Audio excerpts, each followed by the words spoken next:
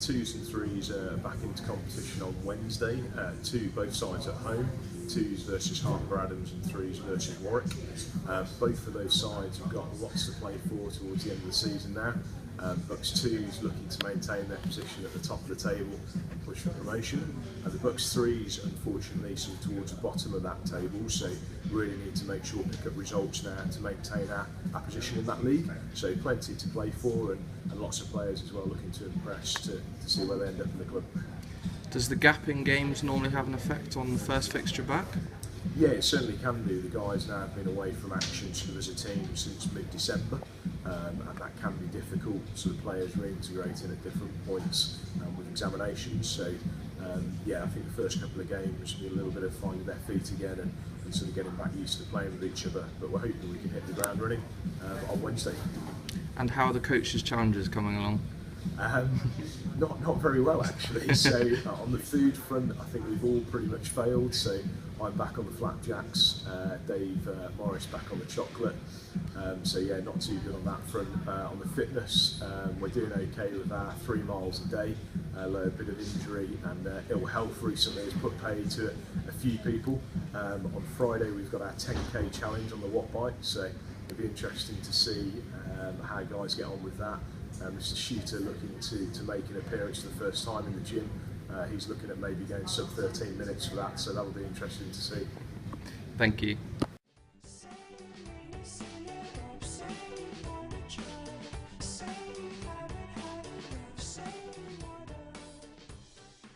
So the BUCS ones had a good fixture against England under-20s in a training game. What did you make of how it went? Yeah, good actually. Good to get a run out before a couple of big BUCS games in the next few weeks. And the lads really enjoyed it. It's not often you get to play against an international team at any level. So England obviously been down there all week and they were pretty well drilled and they were good. But our lads got stuck in and gave a good account of themselves. Spoke to the England coaches afterwards and they were really pleased with the way the whole session went and they got a lot out of it, and I think our guys did as well. So a good hour's worth of rugby, I think.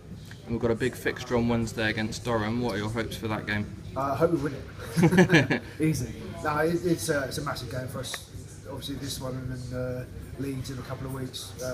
It's all about getting that home advantage in the quarterfinal of the BUCS tournament. So massive game this week. We had a good win up there earlier in the year, and like I say, the guys are already looking forward to it. Good run out this week, and this is the real deal now. And despite the England under-20 game, it's been a gap between our last BUCS fixture. Does that have much of an effect, do you think?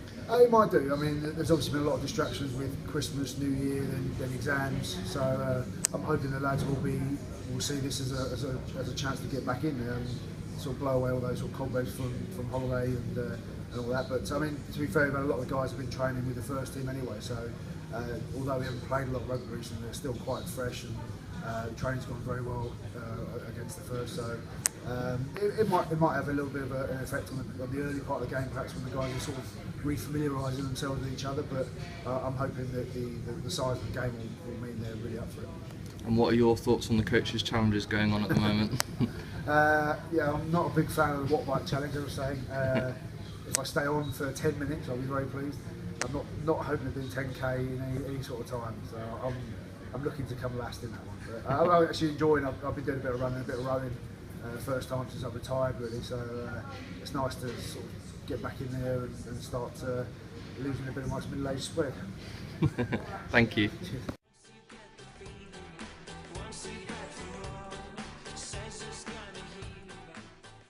We had a really good result against Old Albanians on the weekend. What did you make of it? Yes, Chris, very good result. And you know, when we talk about the result, 5 points and no points to them is absolutely key. Obviously, 2 teams near the bottom of the table, so a big game for both sides.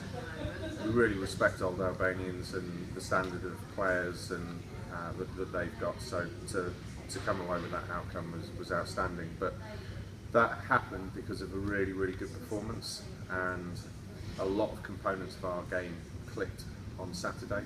So our line out was 100%, our scrum went very well, our tackle completion was at 95%, highest it's been all season. We created the most line breaks that we have all year. So the boys really put out a great performance. And I think the thing for me, which I was really pleased with, is Old Albanians sort of came back at us in the second half after us playing really well in the first half. And it's obviously credit to them, but it's huge credit to our guys as well. That it could be really easy for us to had a bit of a wobble there and not being able to turn the momentum again. But the guys out there kept the composure, and it's very much them finding the answers to what needed to be done. And went on to obviously score 2 further tries, get the bonus point win, and ultimately seal the victory. It seems incredible to me that it's during the exam period that we've had 2 of our best wins. I mean, it is huge credit to the players. They have been fantastic this year at managing the pressure of their exams and committing to training. And I think they actually take the field and sort of really appreciating the opportunity that they've got to pull on the shirt, go and play a good brand of rugby with their mates, and see that as their release from a lot of hours in the library and the exam hall. And as you said straight after the game, we're now trying to look to put a run of wins together, and that will start against Blaydon on the weekend. Yeah, again, Blaydon, very tough place to go to, but since we've been in National 1, we've actually performed really well against Blaydon, and in terms of results, won more than we've lost. And we know the sort of game that we've got to play against them. It's got to be high tempo and move them around.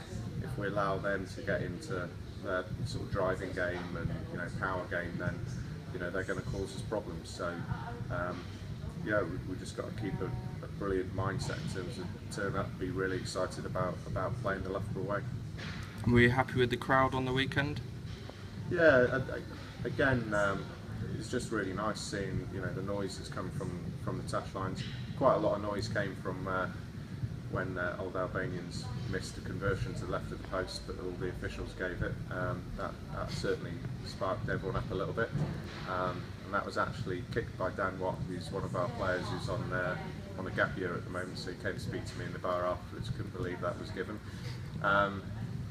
But yeah, it just obviously as director of rugby, you pay particular attention to what happens on the pitch. But the bigger picture, I'm really pleased with. We've got a number of staff which are a mix between full-time and volunteers.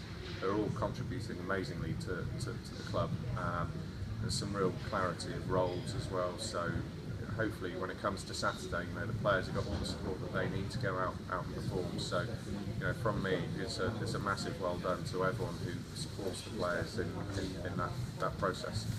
Was it nice to see Gareth Harris again on the weekend and his dad? Yeah, I mean, obviously, I asked you to do a bit of an interview with those guys, but Gareth's a great case study for the development at Loughborough. He started in the 15, worked his way up, had a positional change from the back row to hooker, goes on to go and get a full-time contract with Jersey, and his parents have been great support of Gareth and the club, following him on Wednesdays, Saturdays all over the country as well, and they've built some really good friendships with other parents and supporters, and it's a real source of pride for me when I see the Harrises or the Hollands, etc., long after their I was going to say kids end, but their children have left, and they still feel that strong attachment to the club and want to come back and support the club. So yeah, it's fantastic seeing them.